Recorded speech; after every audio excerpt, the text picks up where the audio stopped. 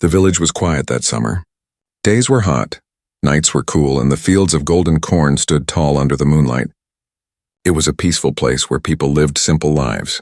But on one farm, trouble had begun. The old farmer, Thomas, had worked these fields for more than 40 years. He knew every row, every fence, every tree near his land. Nothing could surprise him. Or so he thought. But then one morning he noticed something strange. A whole patch of his corn was gone.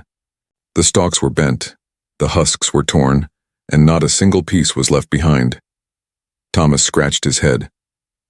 "Must be deer," he muttered. He fixed the fence, put some traps around the field, and thought the problem was solved. But the next morning more corn was missing. The traps were untouched. No prints of deer, no broken fence, just silence and empty stalks swaying in the breeze. Each night the mystery grew worse. The farmer began to lose sleep. He walked the fields at dusk, his lantern glowing in the dark. He searched for signs, paw marks, broken branches, anything. But what he found only deepened the mystery. Footprints, small, light, and odd. Not shaped like a man's boot nor an animal's paw. They were thin, almost delicate, with strange lines across them. They led deep into the field but disappeared near the riverbank, as if the thief had vanished into thin air. Thomas knelt by the prints, holding the lantern low. "This ain't no child," he whispered. "And it sure ain't no deer." The corn kept vanishing. Every night a little more. Every day the farmer grew angrier. His land was his life, and someone was stealing it from him. He set stronger traps. He tied bells to the fences. But somehow the thief always slipped past, silent as the wind. Rumors began to spread in the village. Some said it was wolves. Others joked it was spirits. But Thomas knew better. There was something out there. Something watching him. One night, determined to end the mystery, he waited in the field. He carried an old shotgun, though he hoped he wouldn't have to use it. The moon was high, the stars sharp and clear. The corn swayed gently, whispering in the night air. For hours, nothing moved. The old man sat on a wooden stool, his eyes heavy but sharp. Then, just when he thought the thief would not come, he heard it. A rustle, a faint crack of stalks, soft, quick footsteps. Thomas held his breath. He lifted the lantern high, letting the golden light spill across the rows. For a moment he saw nothing. Then between the stalks a shadow darted. Small, thin, fast, the farmer's heart pounded. He stepped forward, shotgun ready. The shadow froze. Thomas raised the lantern higher, and then he saw them, eyes.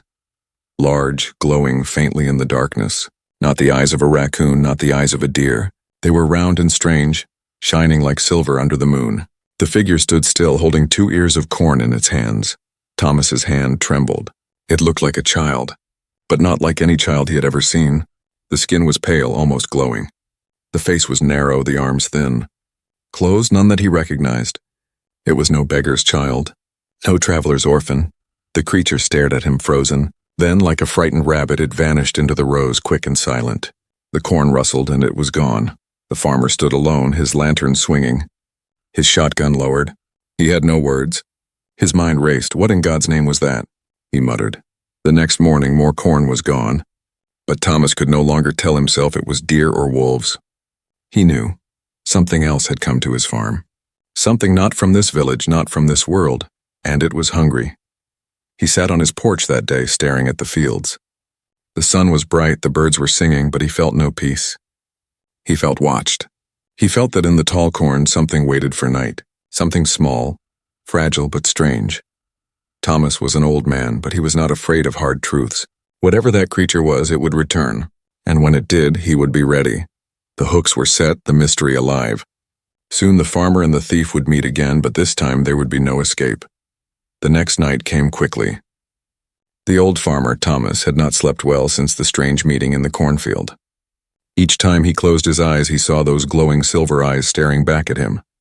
He told no one in the village. What could he say? That a ghostly child with pale skin was stealing his crops? They would laugh at him, or worse, call him mad, but Thomas knew what he had seen. And he knew one thing more. The creature would return. So when the sun went down and the fields turned dark under the moon, Thomas was ready.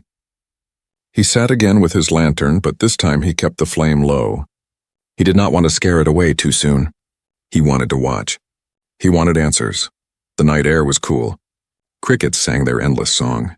A faint wind stirred the tall corn, making it whisper like an army of voices.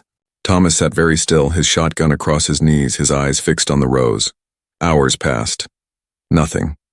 The stars moved above him, cold and distant. He began to wonder if the child would come at all. Perhaps it had seen his lantern and chosen another farm. Perhaps it was gone for good. Then a sound. Soft. Careful. The breaking of a single stalk. Thomas leaned forward, hardly daring to breathe. From the edge of the field, a small shadow crept. It moved slowly, glancing around, pausing when the wind dropped. The farmer lowered the lantern just a little, letting the faint light flicker. The figure slipped between the rows.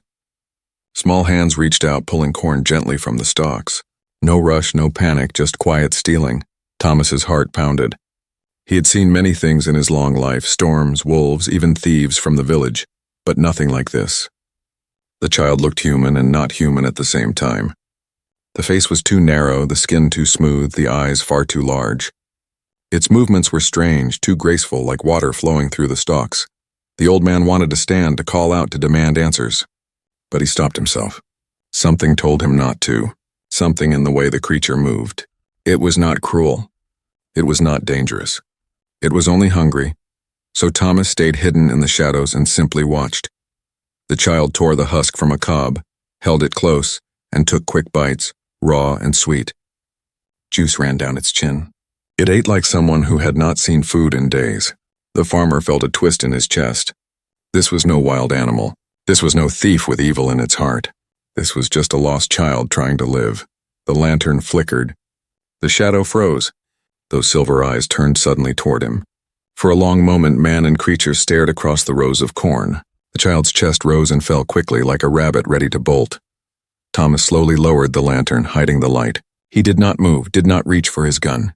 The child blinked, hesitated, then stepped backward into the dark. And just like that, it was gone.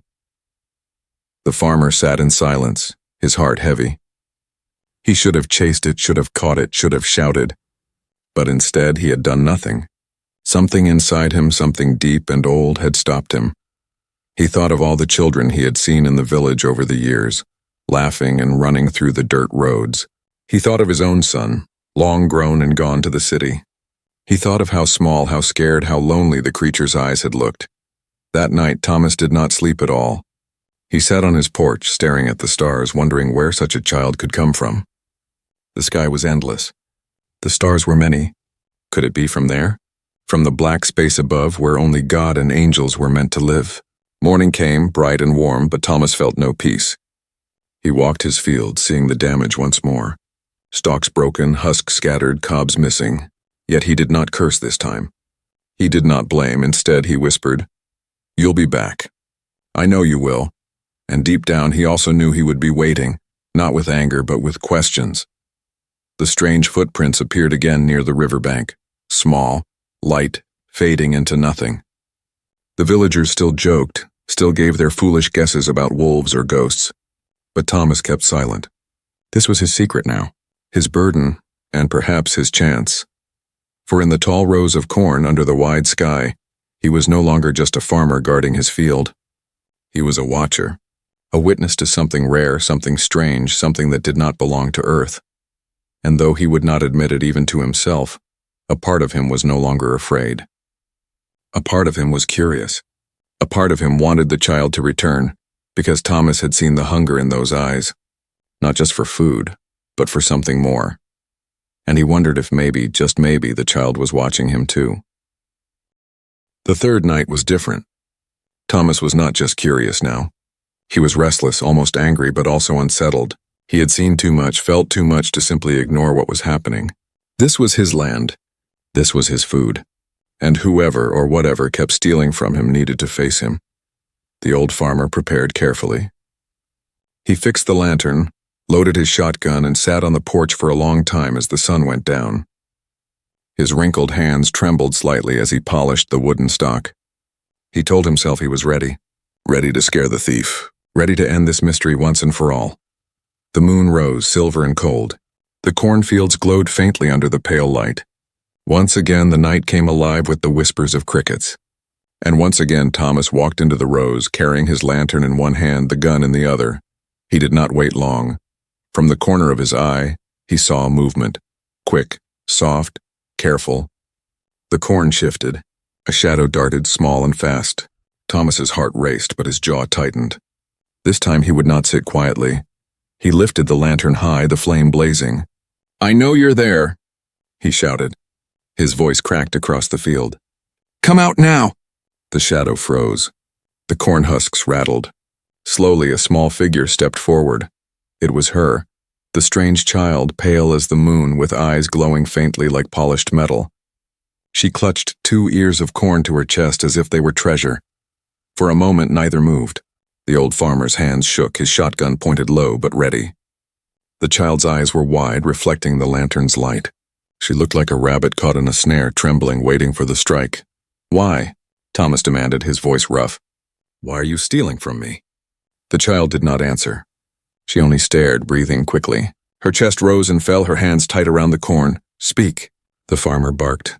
He stepped closer, his boots crunching on the soil. "You hear me? This is my land, my food. You've been taking from me night after night." The child shook her head weakly. She tried to speak, but the sound that came out was broken, strange. Not English, not any language Thomas had ever heard. Her voice was high, soft, almost musical, but filled with fear. Thomas froze. He realized she was trying, but she could not. "Lord help me," he whispered, lowering the gun slightly. The lantern flame flickered between them. For the first time, Thomas saw her clearly. Her skin was smooth, almost glowing, like porcelain under the moon. Her clothes were ragged, made of fabric that did not look like anything from Earth. Her feet were bare, leaving those strange, delicate prints in the dirt. And her eyes, so large, so lonely, shimmered as if holding back tears. The farmer's anger drained away. What stood before him was not a thief, not a monster. It was only a child with no family, no home, no place in this world. He lowered his shotgun fully. "You're just hungry," he said softly. "Aren't you?" The child blinked, then nodded once, a quick, frightened movement. She dropped one ear of corn to the ground as if ashamed. The other she still held close, her fingers trembling.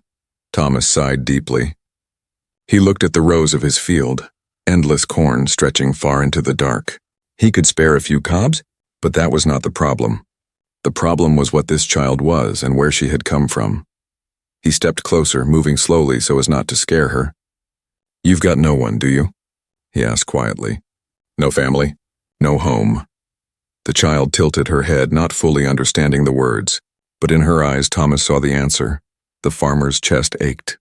He remembered his own boy when he was young, running through these same fields, laughing. He remembered the nights his son had cried in fear, and how Thomas had held him until he slept. This creature, this alien child, looked just as lost, just as small. The silence between them stretched long. Only the wind moved, bending the stalks, carrying the smell of earth and corn. Finally, Thomas lowered the lantern, his voice gentle. "Take it, eat, but don't run." The child hesitated. Then slowly she lifted the corn to her mouth and took a bite. Juice spilled over her chin. She ate quickly, desperately, her eyes still locked on the farmer as if waiting for him to change his mind.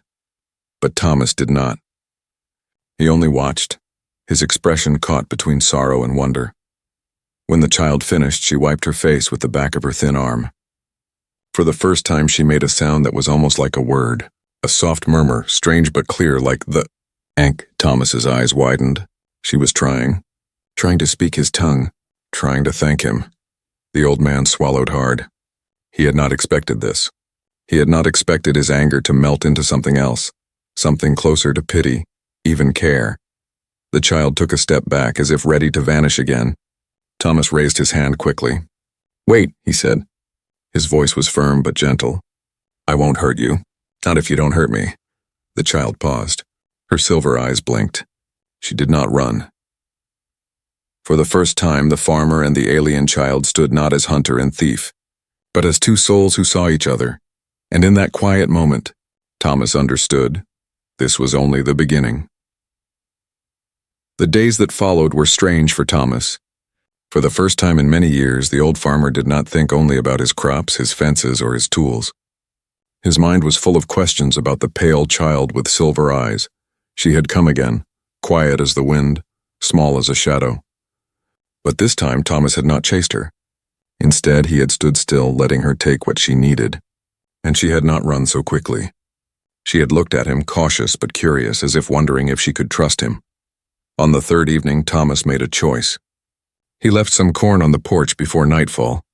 When he returned in the morning, the food was gone. Not a stalk broken, not a footprint in the dirt. Only silence and an empty basket. The next night, he did the same. Again, the corn vanished. And again, no harm was done to the fields. It became a quiet game between them. Thomas left food. The child took it. Neither spoke. Neither explained. Yet in that simple act, something began to grow. A fragile thread of trust. One night, Thomas stayed awake on purpose. He sat on the porch pretending to doze, his lantern dim. He wanted to see her again, not in fear but in truth. And at last she came. She stepped into the yard, moving carefully, her bare feet silent on the dirt. She looked smaller than ever, a thin figure wrapped in strange fabric that glimmered faintly in the moonlight. Her eyes glowed softly, scanning the porch. When she saw the basket, she hurried to it like a hungry kitten. Thomas cleared his throat gently. The child froze. The corn slipped from her hands. "Easy now," Thomas said softly. "Don't be afraid." The child turned slowly, her silver eyes wide. For a long moment she looked ready to run, but the farmer did not move. He only sat, his hands resting calmly on his knees. "You're hungry," he said. "That much I know. But you're not a thief, are you? You're just lost." The child tilted her head. She made a sound, soft, broken, almost like a word. It was not English, but it carried meaning. A kind of pleading. Thomas leaned forward. "Can you understand me?" The child blinked, then nodded once, slowly. The old man's chest tightened. She understood. Maybe not all the words, but enough. "Where did you come from?" he asked gently. He pointed to the sky. "Up there?" The child followed his finger. Her glowing eyes lifted to the stars. For a moment her expression changed. Not fear, not hunger. Something else. Sadness. Deep and heavy, like a weight no child should carry. She whispered a sound again, this time longer, flowing, like a song in a language Thomas had never heard. Her voice trembled, and though he could not understand the words, he understood the feeling. She was alone. Thomas's hand curled on his knee. He felt a stab of sorrow. Whoever this child was, wherever she came from, she had no one left. The child touched her chest lightly, then touched the corn. A gesture. "Me. Food," she tried to say. The words were broken, strange on her tongue, but clear enough. Thomas nodded slowly. "Yes, food." He pointed to the basket. "That's for you." The child stared at him, uncertain. Her silver eyes searched his weathered face as if testing his honesty. Then at last she picked up the corn and held it close. But she did not run this time. She sat on the porch steps a few feet away and ate quietly. Thomas watched, his heart heavy and full at once. The crunch of the corn was the only sound in the night. He realized he was no longer guarding his farm. He was guarding her. When she finished, she wiped her chin and looked at him again. Then she placed a small object on the porch, something shiny, smooth, and strange, like a pebble of glass that glowed faintly inside. She pushed it toward him. Thomas frowned, picking it up. It was warm to the touch, unlike any stone he had ever held. He looked back at her. "A gift?" The child nodded once, the old farmer's throat tightened. He could not remember the last time anyone had given him a gift. For a long time they sat together in silence, an old man and a child from the stars. Two lives that should never have met, bound by hunger, kindness, and mystery. When at last the child stood to leave, Thomas did not stop her. He only said, "Come back tomorrow." She paused, turned her head, and gave a small nod. Then she slipped into the dark, vanishing among the corn. Thomas stared at the glowing pebble in his hand. His heart beat with questions he could not answer. Who was she? Where had she come from? Why was she alone? The stars shone above, silent and eternal, and Thomas, for the first time in years, felt something he thought he had lost: hope.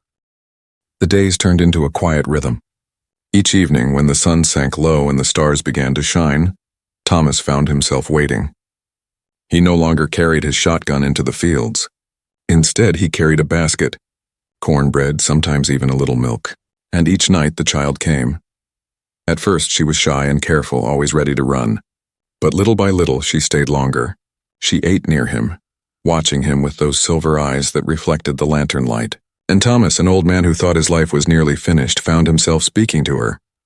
"You don't say much," he would mutter, handing her food, "but I reckon you listen plenty." The child tilted her head, chewing softly, her strange clothes glimmering faintly as if they held starlight inside. Sometimes she tried words. Broken ones, corn. "Good," she said once, and Thomas almost laughed at the sound. Not because it was funny, but because it was beautiful to hear her trying. He began teaching her, pointing at things, saying their names slowly. "Lantern," he said, lifting the lamp. She repeated, "Lawn." "Turn." He pointed at himself. "Thomas." She hesitated, then said, "The Maz." The old farmer's heart swelled each time. It was like raising a child all over again. A child that was not his, not even human, but still a child. One evening, she pointed at the sky. "Home," she whispered. Thomas followed her gaze. The stars stretched forever, endless and cold. He did not know which star she meant or how far away it was. But in her voice he heard longing. "A home too far to reach. You're stuck here, ain't you?" he said softly. "Well, till you find your way back, you're not alone." The child blinked at him, and for the first time a small smile touched her lips. Days passed, and the bond grew. The villagers noticed Thomas seemed different, less gruff, less bitter. But he told no one about the child. She was his secret, and he would protect her. But secrets are hard to keep. One night, as they sat on the porch, Thomas noticed her looking toward the horizon. Her eyes widened. Her body tensed. Then, without warning, she darted into the barn and hid among the hay. "Hey, what's the matter?" Thomas whispered, following. She pressed a finger to her lips, shushing him. Her glowing eyes were sharp, alert, full of fear. Then Thomas heard it too. A low hum in the sky. Not the wind, not thunder. Something mechanical. Something moving. He stepped outside and squinted into the darkness. Far away above the trees, lights moved. Not stars, not lanterns. They shifted, glowing red and blue, scanning the land below. The hum grew louder, then faded as the lights passed over the hills. Thomas's stomach turned cold. He went back to the barn. The child was still hiding, shaking, her small hands gripping the hay tight. "They're looking for you, aren't they?" he said quietly. She did not speak, but the fear in her eyes was answer enough. Thomas knelt beside her. "Don't worry. They won't find you here. Not while I'm around." The child stared at him, trembling. Slowly, she reached out and touched his sleeve as if to ask if he truly meant it. He covered her hand with his own, rough and weathered. "I promise," he said. From that night on, Thomas became more careful. He kept the lantern low. He stopped leaving food outside. Instead, he brought the child into the barn when no one was watching. In the daylight, he acted normal, tending his fields, greeting neighbors. But inside, he carried a heavy secret. The child was not safe. Something or someone was searching. Yet in those secret nights, the bond between them deepened. She helped him in small ways. Once, when a fence broke, Thomas returned to find it already mended, the wood tied with strange glowing threads she had pulled from her clothes. Another time, when he was too tired to carry water, she lifted the bucket with surprising strength for her small frame. "Guess you're stronger than you look," he said, shaking his head with a smile. The child only tilted her head, repeating, "Strong, cheer." But though she learned, though she grew braver around him, the fear never fully left her eyes. Each night she looked at the sky as if expecting those red and blue lights to return. And Thomas, though he told himself to be calm, felt it too. A storm was coming, not of rain, but of danger. One evening, as they sat together, Thomas handed her a piece of bread. She took it carefully, her hands brushing his. "You remind me of my boy," he said suddenly. His voice was rough with memory. "He left long ago. Went to the city. Don't visit much." The child listened, chewing quietly. "Guess I thought I'd spend the rest of my days alone. Just me and the land." He sighed. "But then you showed up, and now it feels different. Feels like I got someone to care for again." The child tilted her head, silver eyes soft. She tried to say a word.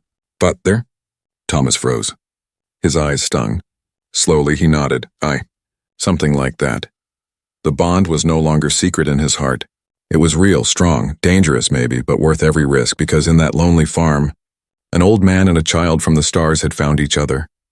And though the sky above was vast and full of threats, neither of them was truly alone anymore. The farm had never felt so quiet. Too quiet. Thomas noticed it first in the animals. The chickens refused to leave their coop. The cows shifted uneasily in the barn. Even the dogs in the village stopped barking at night. Something heavy was pressing on the land, something unseen but real. The child felt it too. Her silver eyes often darted to the sky, scanning for movement. She would cling to the barn door, listening as if she could hear sounds Thomas could not. When he asked, she only shook her head, whispering one broken word again and again.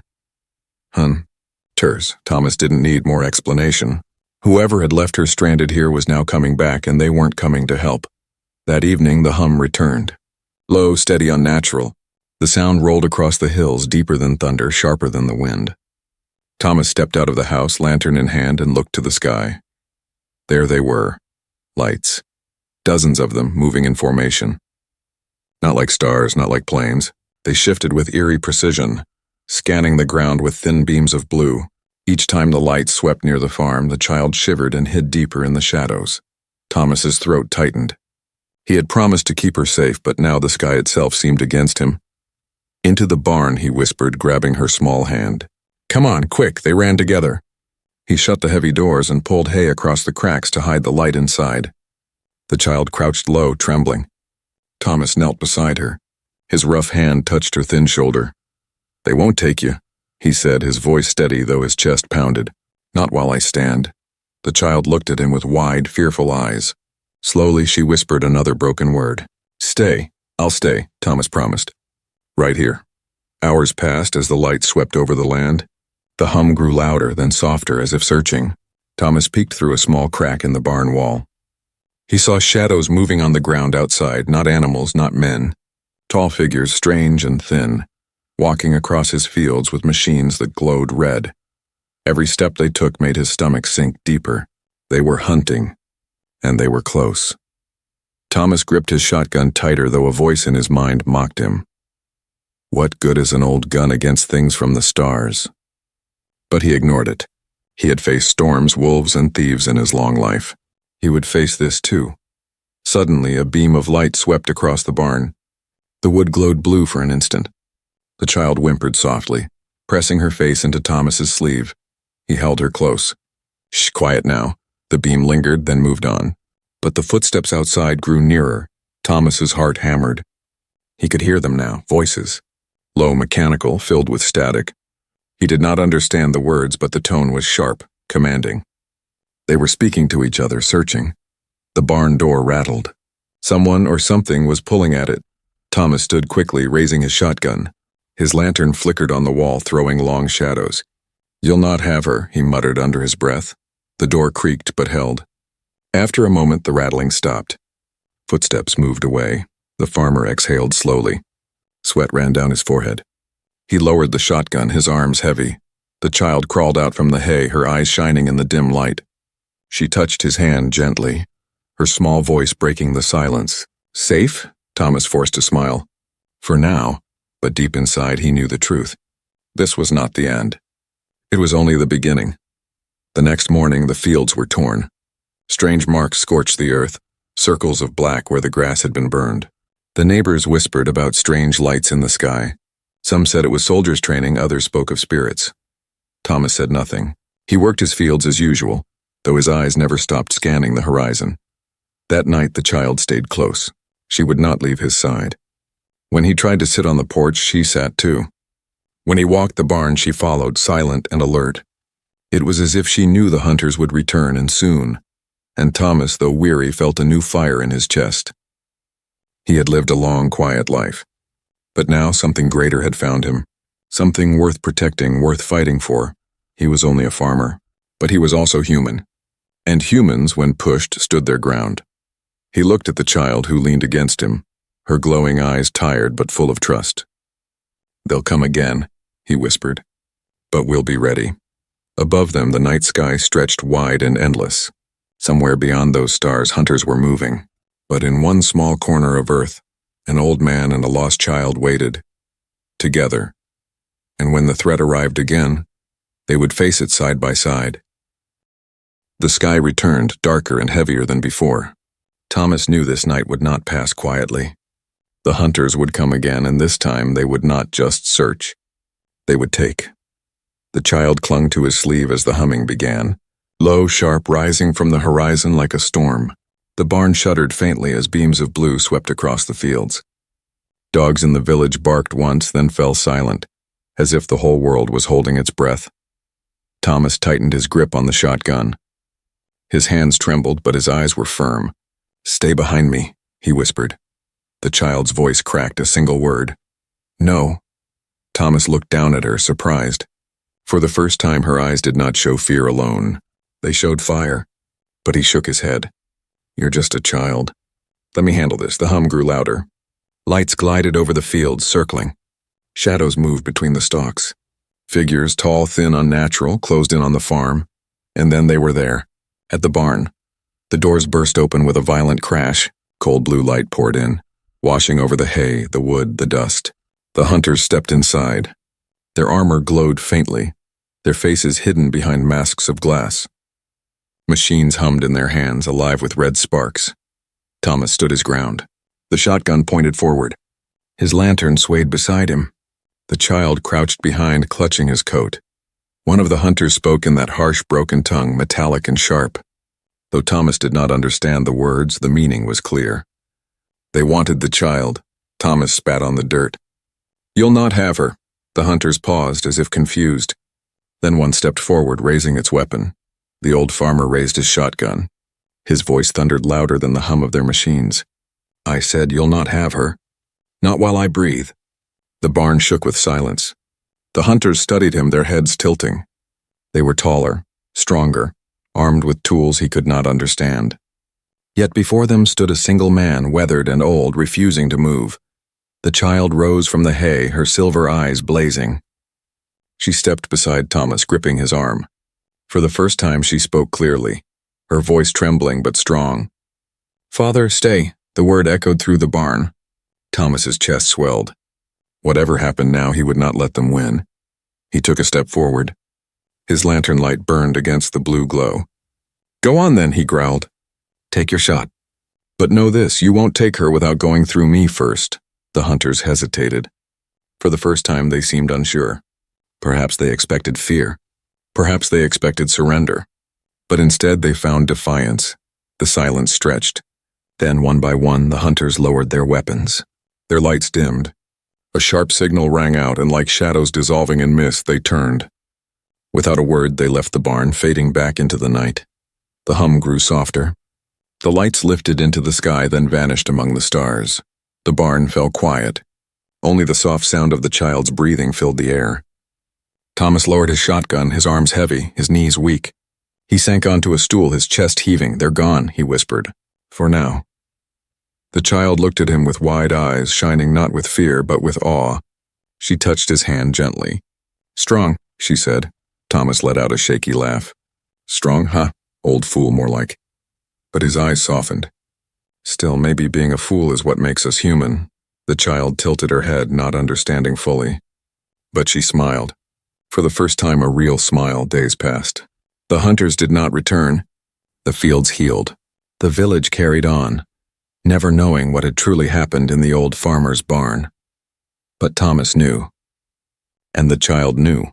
Each evening they sat on the porch together, watching the stars. Sometimes she pointed upward, whispering about her home. Sometimes Thomas told her stories of his youth, his son, his land. Two worlds far apart, now shared in one quiet place. The farmer was no hero by name, no soldier, no man of power. He was only Thomas, an old man with tired hands and a stubborn heart. But when the moment came, when the hunters threatened, he stood, and that was enough. Because sometimes humanity's greatest strength is not in machines or armies. It is in the simple courage to protect, to stand firm, to say no when the world expects surrender. One night, as they sat under the wide sky, the child leaned her head on his arm. "Father," she whispered. Thomas closed his eyes, his heart full. He looked at the stars and smiled. "They'll never understand us," he said softly. "But that don't matter. We'll endure. That's what humans do." The stars shimmered above, silent witnesses to the bond between a farmer of earth and a child from the stars. And in that silence, the truth rang clear. Humanity was not weak. Humanity was not prey. Humanity protected its own, no matter where they came from.